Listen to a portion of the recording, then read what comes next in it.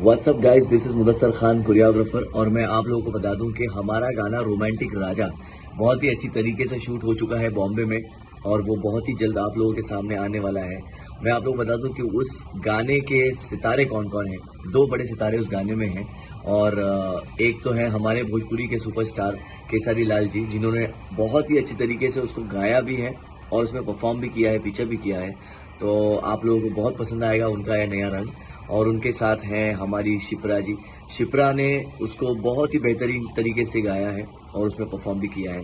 I think Shipra and Kesari, they both are amazing. Amazing energy we had on set, and I think वो दोनों इस गाने को बहुत ही बेहतरीन तरीके से आप लोगों के सामने लाने वाले हैं।